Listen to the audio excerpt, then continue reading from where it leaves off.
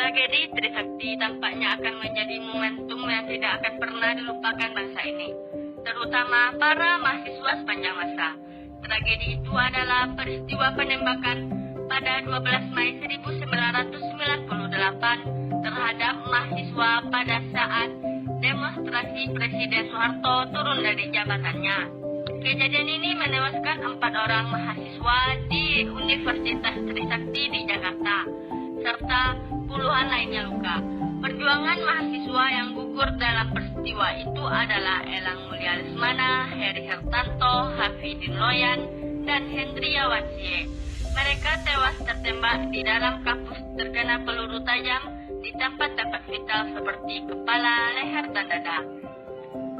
Peristiwa tragedi Trisakti terjadi dimulai ketika aksi damai aktivitas akademika Universitas Trisakti yang bertempat di pelantaraan parkir depan gedung Syarif Tahayyan.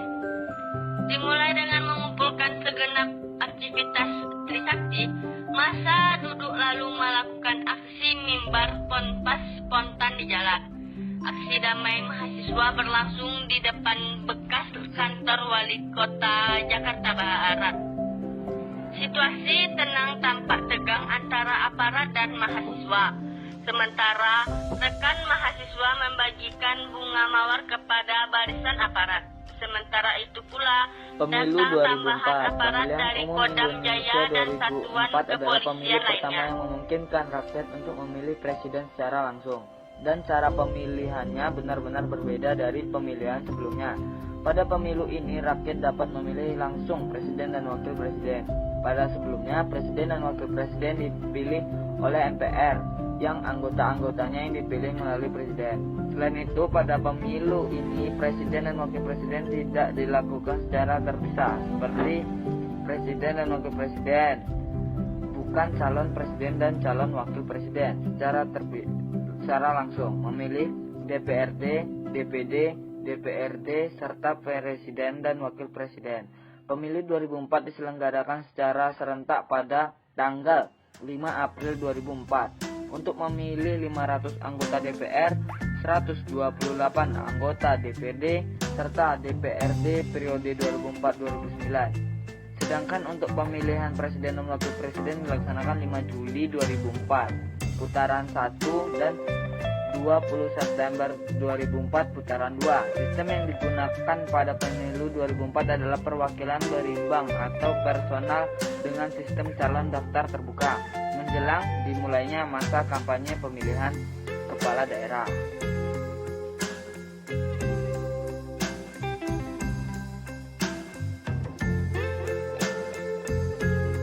Pelanggaran Pilkada 2018.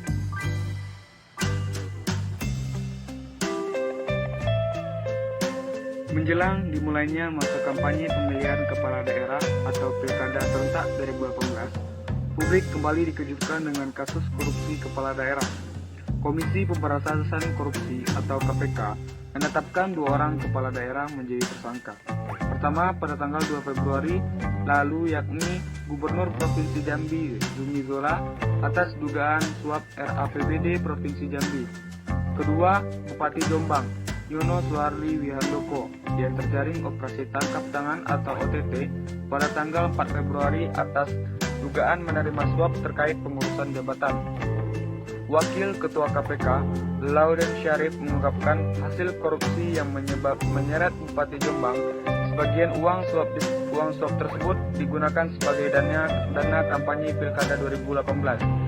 Kondisi ini menjadi sebuah ironi di saat harapan memiliki kepala daerah yang berintegritas yang berkualitas belum sudah dinodai dengan praktik-praktik korupsi. Korupsi kepala daerah dan pilkada dinilai memiliki keterkaitan yang cukup erat, mengingat sejumlah kasus korupsi melibatkan kepala daerah didorong oleh kebutuhan untuk mengembalikan ongkos politik dalam kontestasi politik, dalam memakan biaya tinggi, dan catatan Indonesia Korupsientus selama 2010 sampai 2017. Tak jarang dari 215 kepala daerah menjadi tersangka korupsi, baik di tangan KPK, kejaksaan maupun kepolisian. Perkara yang melibatkan kepala daerah terus dengan berbagai modus mulai dari permainan anggaran proyek, suap, hingga korupsi penggandaan barang dan jasa.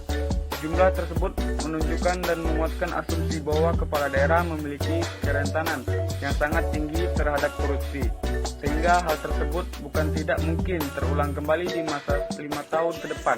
Jika tidak diantisipasi sejak dini, demikianlah demokrasi di Indonesia masih dinodai dengan korupsi. Korupsi EKTP. EKTP adalah kartu tanda penduduk yang dibuat secara elektronik dalam artian baik secara segi fisik maupun penggunaannya.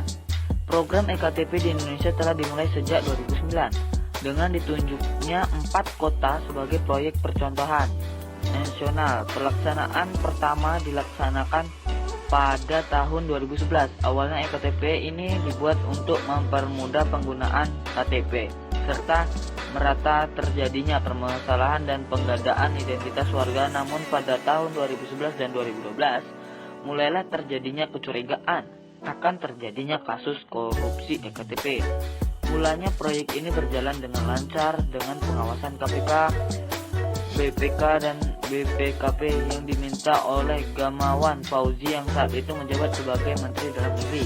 Namun kejanggalan demi kejanggalan yang terjadi sejak proses tender mengenai proyek EKTP membuat berbagai pihak menaruh curiga akan terjadinya korupsi. Sejak itu, KPK melakukan berbagai penyelidikan dan penyusupan kronologi dan siapa dia yang dibalik kasus ini.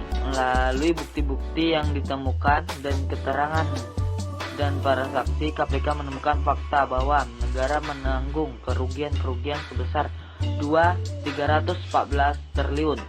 Setelah melakukan berbagai penyelidikan pada tahun 2010, KPK akhirnya menetapkan sejumlah anggota tersangka korupsi berupa diantaranya Kementerian Dalam Negeri dan petinggi Dewan Perwakilan DPRD. Mereka adalah Sugianto, Irmawan, Andi Nanggoro, Markus juga ditetapkan sebagai tersangka oleh KPK, namun statusnya adalah bukan tersangka korupsi melainkan sebagai pembuat keterangan palsu saat sidang keempat atas nama Sugianto dan Irman Andi Nanggoro dilaksanakan.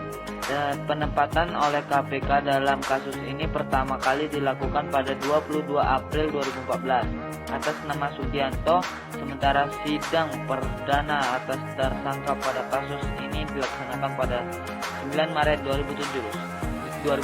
Dicatat pada pemilihan sidang yang berjalan setelah itu untuk para tersangka KPK.